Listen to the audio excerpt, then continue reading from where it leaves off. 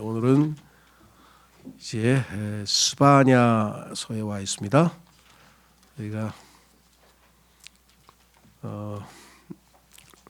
말씀드린 것처럼 과거에 이 소선지서, 소위 말하면 소예언서라고 해야 되겠죠. 길이가 짧다는 뜻에서 소예언서라고 하지 뭐 중요도가 더 적다 이런 뜻은 아니라고 말씀드렸습니다. 그래서 잘 다루지 않는 일반적으로 내용들이기 때문에 과거에는 좀 시간적인 여유도 있고 그래서 한 구절 한 구절 이렇게 강해를 했는데 시간도 많이 가고 또 제가 요거를 마무리 지으려면은 좀 요약하는 형식으로 한 챕터당 한 번에 한 챕터당 이렇게 나가는 식으로 해서 조금은 요약해서 전체 개요만을 지금 좀 설명해드리고 있습니다. 그래서 지금 스바냐서하고 그다음에 학계 이렇게 해서 하면 이 소선지서, 소예언서는 마무리를 다 지을 것 같습니다. 자, 스바냐서 오늘 1장, 2장, 3장 중에서 먼저 개요를 좀 말씀을 드리려고 합니다. 스바냐서가 어떤 책인지 잠깐 확인해보고 그 다음에 1장을 한번 들어가 보겠습니다. 스바냐는 구약의 예언자들 중 유일한 왕족입니다. 여기 지금 1절에 보면은 그 히스키야의 증손자인가요? 손자 이렇게 계산해 보면 그럼에도 그는 심판의 메시지를 선포함에 주저함이 없었습니다. 왕족이라고 해서 자신의 왕이 자신의 그 가족 중에 하나인 왕에 대해서 또는 국가에 대해서 뭐 유보한다든가 이런 것 없이 하나님께서 맡기신 사역을 담대하게 이끌어갔다. 비록 요시야 왕이 개혁을 하기는 했으나 이 이스라엘의 왕들을 보면은요, 북왕국 이스라엘은 모든 왕들이 한 25명 되나요? 하여간 모든 왕들이 악한 왕으로 평가를 받았습니다. 하나님 보시기에 나쁜 왕.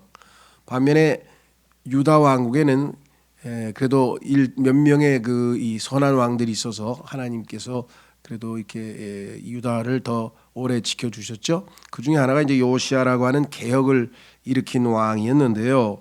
이 요시야 왕은 정말 유다의 좋은 왕들, 경건한 왕들 중에서는 마지막 왕이었습니다. 개혁을 하긴 했어요. 근데 문제는 그것은 참된 부흥은 아니었습니다.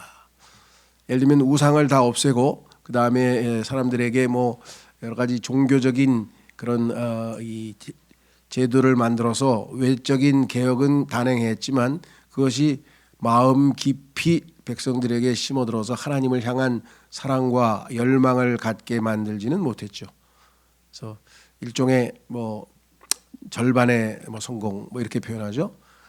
마틴 루터도 마찬가지였습니다. 마틴 루터의 종교 개혁도 실제적으로는 절반의 성공에 불과했는데 물론 성과도 있었기 때문에 그 덕분에 지금 우리가 킹제임스 성경을 손에 들고 있는 것은 사실이죠. 그러나 상당수의 사람들은 이 로마 가톨릭 교회가 진리에서 벗어났기 때문에 참 진리로 하나님의 말씀으로 진정으로 돌이켰다라기보다는 로마 가톨릭 황제들의 학대, 학정이죠. 아주 심한 그런 폭거 정치 그런 것에 대해서 아주 이렇게 질색을 했기 때문에 소위 말하면 마틴 루터의 종교개혁에 정치적인 동기로 참여를 한 경우가 많습니다. 그래서 정치개혁 비슷하게 변질됐고요. 다만 다행히 개신교의 핵심 교리, 구원의 교리인 이신칭의라고 하죠. 우리는 쉽게 얘기하면 믿음으로 의롭다고 인정받는다. Justification by faith 이렇게 우리가 영어 용어로는 얘기하는데요. 그것을 회복한 것, 그 어마어마하게 큰 진리고요. 그다음에 그보다 더 중요한 것은 성경을 올바른 성경을 채택해서 그것을 자국어로 각각의 모국어로 당시만 해도 라틴어 이외에는 예배를 드릴 수도 없고 라틴어 성경 이외에 다른 성경은 인정도 하지 않았는데 이런 성경을 독일어로 그다음에 그 독일어에서 독일어 성경을 가지고 화란어로 뭐 스웨덴어로 그다음에 뭐 덴마크어로 이렇게 막 본물 터지듯이 성경 번역이 일어나게 된 것이 바로 종교개혁의 성과라고 할 수가 있겠죠. 그 이외에 이제 뭐 소위 말하면 그 교육, 성경을 가르쳐야 되니까 문맹인 사람이 대부분인데 그 당시만 해도 그런 사람들에게 교육 제도가 생겨났다든가 여러 가지 뭐 좋은 점 나쁜 점이 있습니다만은 핵심적으로 진정으로 그리스도를 향한 열망을 불태우는 부흥이 일어났냐? 그러면 그것은 아니었습니다. 이 시대도 마찬가지였어요. 이 시대도 참된 부흥은 아니었습니다. 백성들의 마음을 바꾸지 못했죠. 그저 표면적 제도 개혁에 불과했습니다. 스바냐는 주의 날에 초점을 맞추고 있습니다. 스바냐에서 주의 날이란 말이 아마 20번 정도 나오는 것 같은데요. 짧은 고기에. 그러니까 그 핵심 주제가 무엇인지를 알 수 있죠. 그래서 이 주의 날은 환란을 포함해서 예수 그리스도 재림 때까지, 그래서 천년 왕국의 시작까지의 그 날, 그러니까 처음에는 심판이 시작이 되는 거죠. 그래서 두려운 날, 원수 갚는 날, 복수의 날, 이렇게 해서 굉장히 두렵고 무서운 날로 표현되어 있습니다. 그러나 마지막에 가서 이스라엘을 회복시키고 구출시켜서 천년왕국을 세우셔서 소위 말하면 해피엔딩으로 끝나게 되겠죠. 자, 그래서 역사적으로는 606년 BC입니다. 이걸 BC가 빠졌네요. BC 606년에 있던 바벨론의 침략을 다루고 있지만 이때에 하나님께서 이스라엘을 심판하기 위해서 회초리를 들었는데 그 회초리가 바로 바벨론 제국이었다.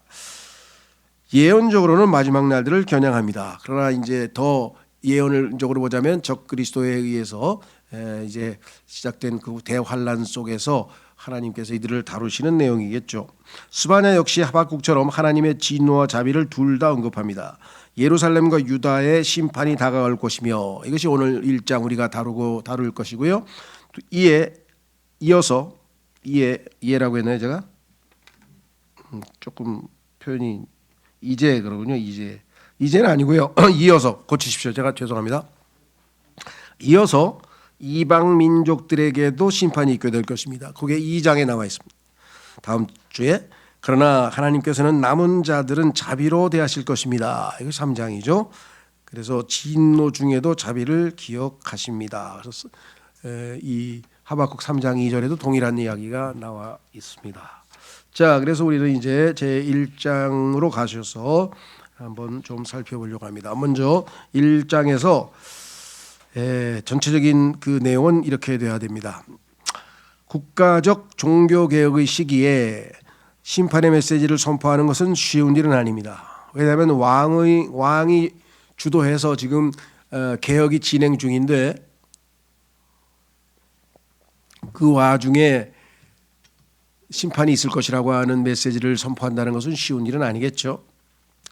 그러나 참된 예언자라면 앞만 바라보는 것뿐 아니라, 그렇죠? 더 어떻게 해요? 깊게 들여다보아야만 합니다. 종교개혁의 그 피상적인 제도적 개혁 가지고는 안 된다. 마음을 돌이켜서 하나님께로 진정한 회개가 일어나야 된다라고 하는 메시지를 선포하게 됩니다. 자, 1절서부터 7절까지 보면요,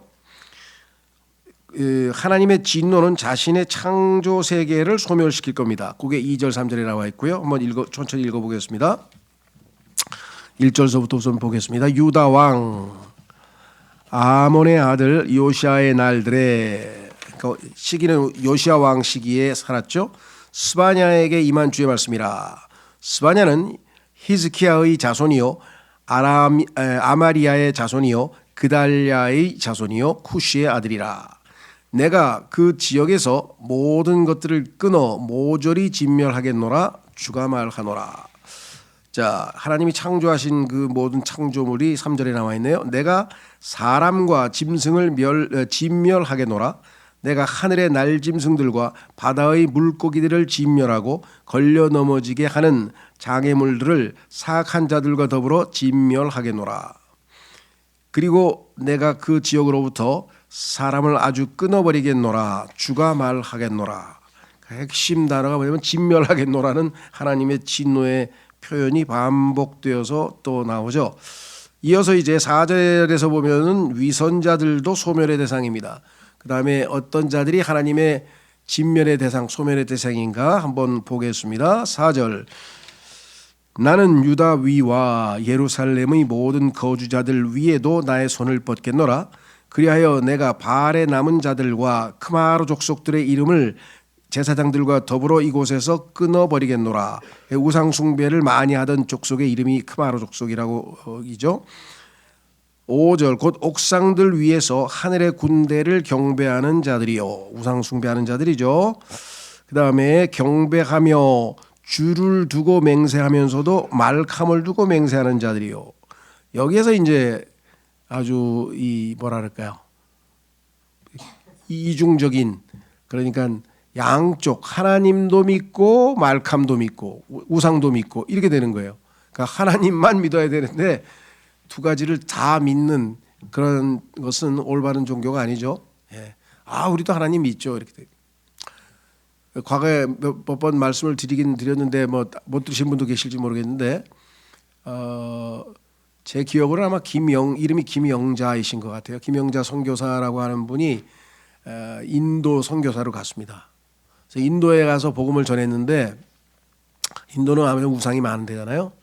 근데 어떤 여자분이 아주 빨리 예수님을 영접을 했어요. 그래서 너무 기뻐가지고 정말 하나님께서 도와주시고 역사하셨구나 감사했는데 얼마 있다가 이제 그 자매의 집을 방문하게 됩니다.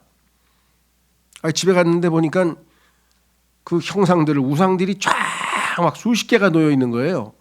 그래서 깜짝 놀랐죠. 이 사람이 예수 믿는 사람들이 무슨 우상을 또 거기다 당연히 다 치워버렸어야 되리라고 생각했는데 깜짝 놀라가지고 자매님 이런 걸 놔두면 어떻게 그랬더니 왜 가? 이제 예수님 믿으면 이런 건 안 믿어야지. 무슨 소리야? 여기 예수님도 하나 놨어. 여기 예수님 상도 있어 여기. 그러니까 우상 플러스 하나 더 믿은 거예요 예수를. 그런 식의, 그러니까 참 우리는 예수님 믿겠다 그러고 하는 것에 속마음에 그것이 성경적으로 볼 때 올바른 믿음이냐, 그래서 정말 예수님을 이 마음으로 믿는 그것이냐 아니냐는 우린 잘 모르잖아요. 이 사람은 여러 신들을 뭐 한 150개 믿는데 그 중에 새롭게 예수님 하나 더 믿은 거예요. 그래가지고 아주 참 좌절을 해서 자기가 이게 인도라는 데가 이런 데구나, 이거 정신 차려야 되겠다, 이렇게 간증을 선교사가 써놓은 것을 제가 본 적이 있는데 이 사람 똑같아요. 보세요. 5절에 옥상들을 위해서 하늘의 군대를 경배하는 자들이요, 경배하며 줄을 두고 맹세하면서도 말캄을 두고 맹세하는 자들이요. 이런 사람, 주로부터 뒤로 돌아서게 하는 자들이요, 주를 찾지 아니하였고 그에게 묻지도 아니하던 자들이라. 정말 아주 하나님의 심판의 대상들을 아주 자세하게 묘사했네요. 7절 주 하나님의 면전에서 너의 침묵을 지키라. 이는 주의 날이 가깝기 때문이라. 주가 희생제를 예비하였으니 그가 자신의 손님들을 초대하였도다. 자, 여기 보시면은요, 교재에 아까 제가 4절에서 6절까지는 말씀을 드렸고, 이는 바벨론을 위해 준비된 희생제사가 될 것입니다. 이게 7절에 보면은 하나님께서 뭐라고 얘기했냐면, 보통은 어떻게 합니까? 주님께 이스라엘 백성들이 제물을 갖다 바치는 게 정상적인 명절이잖아요. 그렇죠? 근데 이번에는 그게 아니라 하나님께서 희생 제사를 드리시겠다는 거예요. 근데 희생 제물이 누구냐? 그러니까 이스라엘 백성들이야. 하나님께서 자신의 백성을 희생 제물로 바쳐서 제사를 지낼 정도니까 하나님께서 조롱하시는 거죠. 그렇죠? 이들을 심판하시는 모습을 희생 제사를 지내는 것으로 묘사를 하셨어요. 그 써 있잖아요. 주 하나님의 면전에서 너의 침묵을 지키라. 이는 주의 날이 가깝기 때문이라. 주가 희생제를 예비하였으니 그가 자신의 손님들을 초대하였도다. 손님이 누구예요? 바벨론 군인들이죠. 바벨론 군인들에게 초대해가지고 그들에게 하나님께서 이스라엘 백성을 제물로 갖다 바쳐 그런 신세가 되어버린 것을 비꼬는 모습으로 표현했죠. 자, 8절서부터 11절까지 한번 보겠습니다. 자, 8절서부터 11절까지는요, 그 교재를 보시면 주께서는 왕궁에서 시작하여 도심을 관통하시면서 백성들로 탄식할 것을 명하십니다. 잘못된 방식으로 일궈낸 부를 잃게 된 장사치들이 특히 고통스러워할 것입니다. 자, 그 중에서 뭐 없는 사람이야 뭐 전쟁 나면 뭐 빼앗아갈 것도 없으니까 그렇지만 뭔가 많이 가지고 있는 사람들은 그 얼마나 고통스럽겠습니까? 자기가 일궈놓은 모든 부를 다 빼앗기는 거니까. 자, 그래서 8절 보시면 그리고 주의 희생자의 날에 이러한 일이 있으리니 내가 그 통치자들과 왕의 자녀들과 타국 복장으로 옷 입혀진 모든 부류에게 형벌을 내리겠노라. 바로 그날에 내가 또한 문지방 위로 뛰어올라 자기 주인들의 집들을 폭력과 속임수로 채우는 모든 자들에게 형벌을 내리겠노라. 주가 말하노라. 그리하여 그날에 이러한 일이 있으리니 물고기 문에서부터 우는 소리가 있을 것이요 두 번째 대문에서부터 울부짖음이 있을 것이요 언덕들에서부터 거대한 붕괴음이 있으리라. 너희 막테시 거주자들아, 지명 이름입니다. 울부짖으라. 이는 장사하는 백성이 모두 절단되어 쓰러지기 때문이라. 은을 나르는 모든 자들이 끊어지는도다. 아마 그 아주 부유한 뭐라 그럴까요? 아주 고급 쇼핑센터가 쫙 몰려 있는 요즘으로 치면 그런 지역이 아르이 막테시 지역인가 봐요. 그러다 보니까 거기에 있는 그 부유한 상인들이 다 모든 것을 다 탈취당하는 그러한 비참한 내용이 여기 기록되어져 있죠. 예, 그래서 여기 보시면 10절에 물고기 문, 그 이스라엘 성 안으로 들어가는 대문이 12개가 있어요. 그 12개에 보면은 그 문들의 이름이 다 써 있어요. 그렇죠? 예, 성경에도 보면 뭐 물문이라는 데도 나오고 물고기 문도 나오고 뭐 이렇게 심지어는 뭐 똥문도 있습니다. 거기다 아마 그 우리로 치면 예전에 막 어깨다 지고 똥 퍼가지고 갖다 버리는 장소인지는 잘 모르겠어요. 그렇게 해서 그 문들의 이름이 다 있던 걸 보면 이 저기 누구냐 이 스바냐라고 하는 사람은 왕족이니까 아마 예루살렘 출신인가 보다. 왜 예루살렘 성읍의 구조를 잘 알고 있잖아요. 그렇죠? 예. 자, 그래서 하나하나 불러가면서 하나님께서 그 지리적 위치까지 다 정하면서 거기에서 있게 될 고통에 대해서 얘기를 계속해서 하시면서 11절에는 특히 이제 장사하는 사람들, 그래서 은을 나르는 모든 자들이 끊어지는도다 이렇게 말씀을 하셨습니다. 그렇죠? 자, 이어서 또 다른 심판의 내용이 나옵니다. 12절에서 13절. 하나님께서는 진멸하시겠다고 앞에서 말했고, 두 번째에서는 이제 형벌을 내리겠다고 말씀하셨고, 이 12절에서 13절에서는 살피겠다 그래. 살피겠다. 뭘 살피나 한번 보겠습니다. 12절. 그리고 그때 이러한 일이 있으리니 내가 불빛들로 예루살렘을 살필 것이요 자신들의 앙금들 위에 정착한 자들에게 형벌을 내리겠노라. 앙금들은 이게 찌꺼기죠, 찌꺼기. 그래서 조금 너무 어려운 말 쓴 것 같긴 한데 앙금이란 말 뭐 여러분 들어보셨죠? 앙금, 네. 찌꺼기 위에 정착한 자들에게 형벌을 내리겠노라.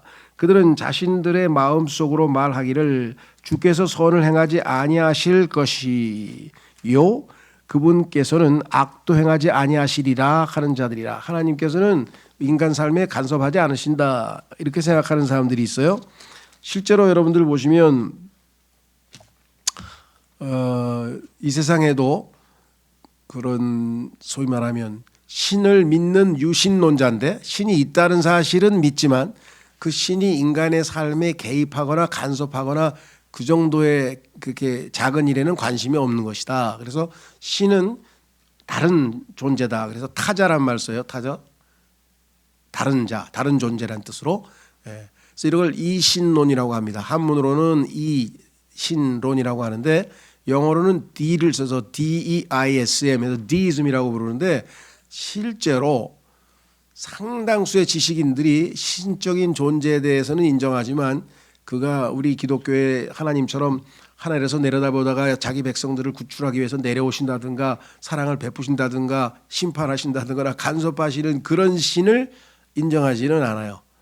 그래서 우리가 좀 얼핏 보면 미국의 그 미국을 최초에 건국했던 그러한 조상들, 미국의 그 Founding Fathers라고 영어로 얘기하는데 미국 건국한 사람들 중에는 의외로 이신론자들이 많아요. 우리가 생각하는 조지 워싱턴이라든가 그다음에 뭐 토마스 제퍼슨이라든가 이런 사람들은 우리가 생각하는 거듭난 그리스도인은 아니에요. 이 사람들은 이신론자들이야. 신이 계시긴 계신데 간섭하지는 않는다 이렇게 하는데 의외로 그런 이신론자들이 아직도 이 지성인들 중에는 꽤 있습니다. 자, 그래서요 13절 그러므로 그들의 소유물은 노획품이 될 것이요 그들의 집은 황무지가 되리라. 그들이 또한 집들을 건축할 것이나 그곳들에서 거주하지는 못하리라. 그들은 포도원들을 세울 것이나 거기에서 난 포도즙을 마시지는 못하리라. 그래서 12, 13절을 우리가 좀 요약을 해보면 예루살렘 백성들은 숨고자 할 것이나 도피를 해야 되니까 도망가려고 지금 어디 가서 숨어버리려고 하지만 침략군들은 그들을 찾아서 살해할 것입니다. 느슨하게 살던 자들은 그들의 신앙생활이 잘못되었음을 그제야 깨닫게 됩니다. 그래서 내가 잘못 살았구나 이렇게 깨닫는 순간 때는 늦은 거죠. 그래서 매우 거친 부흥이다. 부흥은 마음에 부흥은 일어나서 회개를 해야 되는 마음을 느꼈는데 아주 거칠죠. 부드러운 게 아니죠. 얼마나 힘들겠습니까? 자, 그래서 이제 우리는 14절에 그 스바냐서의 핵심 요절인 주의 위대한 날, 주의 날 이런 표현이 지금 반복해서 나오는데 이때가 바로 마지막 때를 예언적으로 아주 묘사한 내용이고 이 내용들을 보게 되면은 계시록의 그 대환란 때 6장서부터 19장까지의 내용하고 서로 매치가 된다 이렇게 할 수가 있을 것 같아요. 자, 그래서 14절에 주의 위대한 날이 가깝도다. 그날이 가깝고도 대단히 다급하나니 곧 주의 날의 음성이로다. 막강한 남자가 거기에서 비통하게 부르짖으리라. 근데 이 막강한 남자가 번역이요 세 가지로 돼요. 막강한 남자가 그다음에 그 막강한 남자가 하면 요거는 적그리스도를 지칭할 때 쓸 수 있거든요. 만약에 그 막강한 자라고 해석을 한다면 그다음에 막강한 자들도 다 망한다 이런 뜻으로 한다면 막강한 자들도 거기에서 비통하게 부르짖으리라. 그래서 이게 이제 문법적으로는 세 가지가 가능한데 대부분은 그냥 막강한 자로 한 것 같아요. 근데 그냥 막강한 자면 누가 누군지 알 수가 없잖아요. 그래서 저는 오히려 그 막강한 자, 그 사악한 자에서 그라고 하는 정관사를 살려서 이 적그리스도를 지칭하는 인물로 해석하면 어떨까? 그 다음에 아니면 막강하다고 해서 심판에서 벗어나는 건 아니다. 그렇게 하자면 막강한 자들도 막강한 자들 이렇게 하는 게 어떨까 싶어요. 사이간 요거는 좀 우리가 좀 유보를 해놓고요. 거기에서 비통하게 부르짖으리라. 그날은 여기 나와 있죠. 주의 날은 기쁘고 즐거운 날이 아닙니다. 진노의 날이요, 곤경과 괴로움의 날이요, 황폐함과 황량함의 날이요, 어둠과 암울의 날이요, 구름들과 짙은 흑암의 날이요. 방비가 강화된 도시들을 대적하고 높은 망대들을 대적하는 나팔과 경보의 날이라. 그리고 내가 어디죠?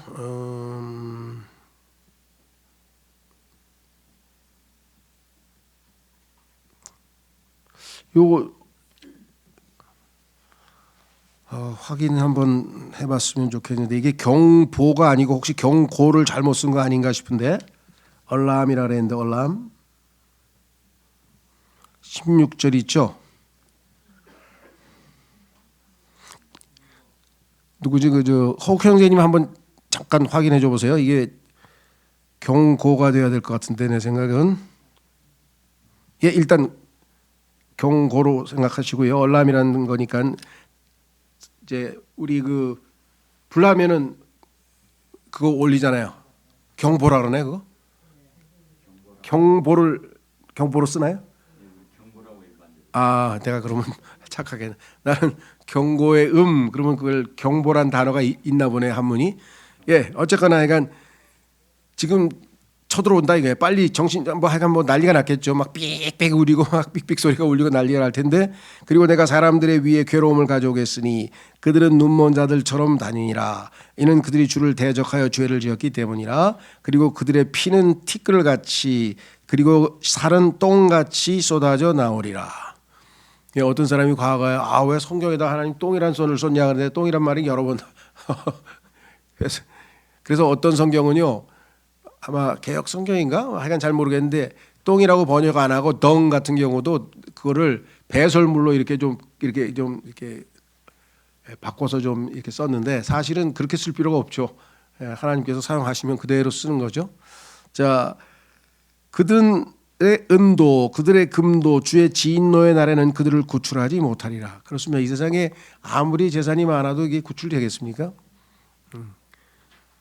예전에 우리나라의 그 누굽니까 효성그룹의 뭐 창업자이신 분이 돌아가시면서 의사한테 그런 말을 해서 화제가 돼서 많이 알려졌었는데 나 1년만 더 살게 해주시오 의사 양반. 내 재산 절반 줄 테니까 내 재산 절반 줄 테니까 1년만 더 살게 하려는데 의사가 무슨 능력으로 생명을 1년이나 연장시킵니까?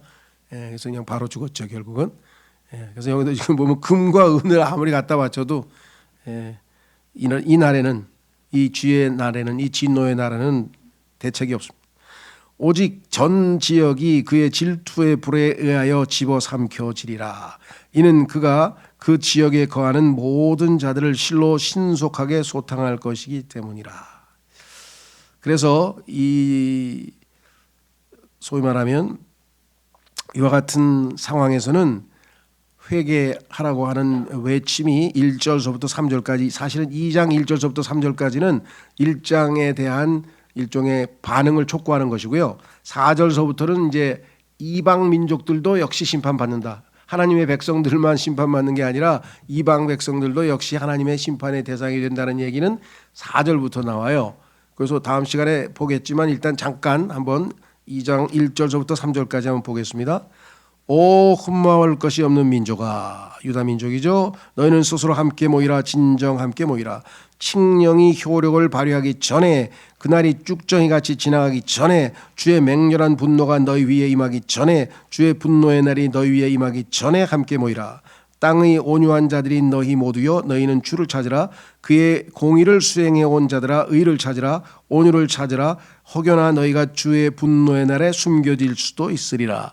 그래서 음성에 반응한 자들은 남은 자들로 분류되어서 하나님께서 보호하시겠다라고 하는 계획을 갖고 계신 것이겠죠.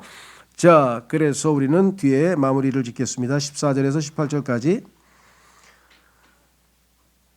이때를 묘사하고 있는 단어들, 이때는 주의 날이죠. 주의 날을 묘사하고 있는 단어들을 주목해 보세요. 어떤 말들이 나오나 뭐 비통하게라든가 곤경이라든가 괴로움이라든가 어둠이라든가 경보 등등등 전부 다 약간 정말 아주 이 어마어마한 이 재난에 관련된 내용들이 나오죠. 백성들은 쓰레기 취급을 받게 됩니다. 아예 아까도 얘기했지만 똥도 이런 표현도 나오죠. 예루살렘을 태워버린 실제적인 불 뒤에는 예루살렘이 완전히 이제 불타버릴 텐데 자신의 백성에 대한 하나님의 질투로 가득한 사랑의 불이 놓여 있습니다.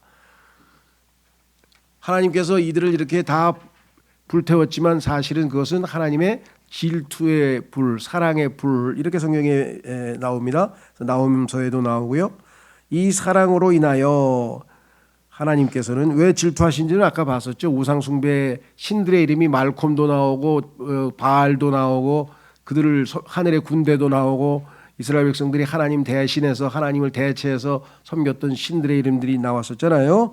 이 사랑으로 인하여 하나님께서는 그 어떤 경쟁자도 용납치 않고 하나님께서 이스라엘을 사랑하시는데 이스라엘이 하나님 대신 다른 신들을 섬긴다고 한다면 하나님께서는 그 다른 신들까지도 다 멸해버리신다 이 말이죠. 어떤 경쟁자도 하나님은 용납치 않으세요. 왜? 질투하시니까.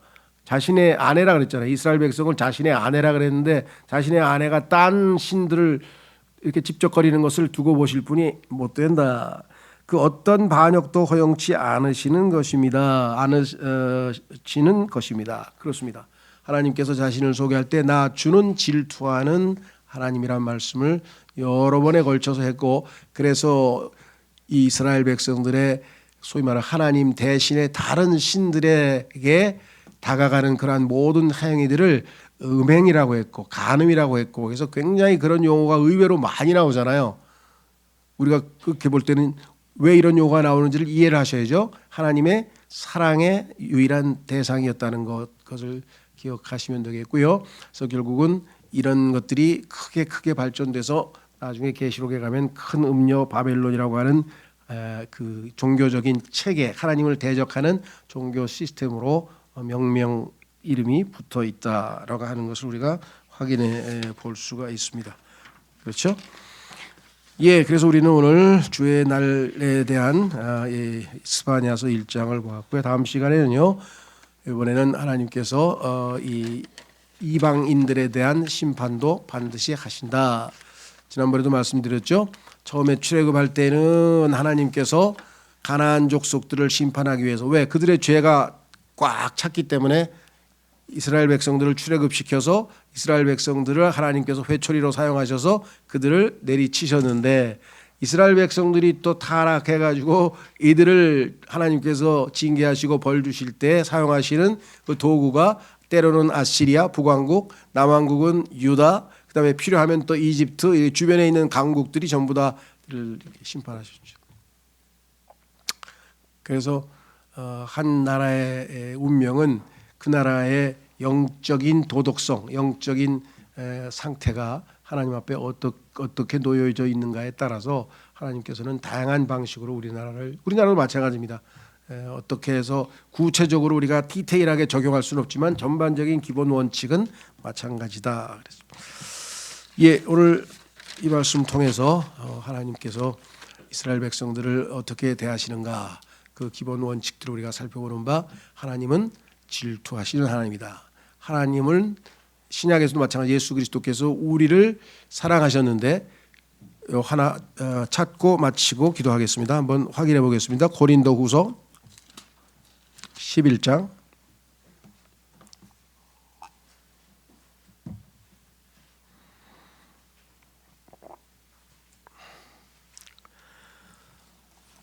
예수님도 하나님이시니까 당연히 질투하시는 분이시고요. 그 질투를, 경건한 질투를 사도 바울이 본받았죠. 고린도후서 11장 1절 보시면, 너희가 나의 어리석음에 대하여 조금만 나를 용납해 주기를 하나님께 바라노라. 그런즉 정녕 나를 용납하라. 이는 내가 경건한 질투로 너희를 질투하기 때문이니, 내가 너희를 한 순결한 처녀로서 그리스도께 제시하려고 내가 너희를 한 남편에게 정헌시켰기 때문이라. 그러나 그 뱀이 이불을 그의 간교함으로 기만한 것 같이 어떤 방식으로든 너희의 생각들이 그렇게 그리스도 안에 있는 단순함에서 떠나 변질될까 내가 두려워하노라. 여러분들은 개인적으로 질투하시는 하나님에 대해서 체험하신 적이 있나요? 저는 있었던 것 같아요. 저는. 그러니까 제가 하나님보다 더 뭔가의 마음을 빼앗겨서 하나님께서 나를 질투하시는 하나님께서 질투하시는 거구나, 이거는 그렇게 느꼈던 적이 있었던 것 같아요. 그게 객관적으로 뭘로 입증하냐, 그건 모르죠. 제가 마음에 하나님께서 그런 마음을 주셨으니까 그렇게 느낀 거지. 왜냐하면 천안에 살 때인데, 당국대학교 있을 때 천안에 살 때인데, 그때 이게 내 인생에 처음으로 이제 그 차를 하나, 조그만 차를 하나 사가지고 소위 말하면 이제 들로산으로 놀러 다니는 거예요. 그래서 뭐 수덕사도 가고, 뭐 그다음에 뭐 어디에요, 저기 그 조영남의 고향이 어디더라? 뭐 거기도 놀러 가고, 더 저쪽에 문경세제 거기도 놀러 가고, 뭐 하여간 여기저기 막 옛날 같으면은 뭐랄까, 하나님의 말씀을 배우는데 더 열심을 내고 그랬어야 되는데, 그게 한번 맛들이니까 그게 그렇게 되더라고요. 예. 그래서 그 타이밍에 하여간 소위 말하면 열병에 걸려가지고 나중에 그 진단명은 보니까 불명열 이렇게 나오는데, 이 병명을 모르는 열병으로 나왔어요.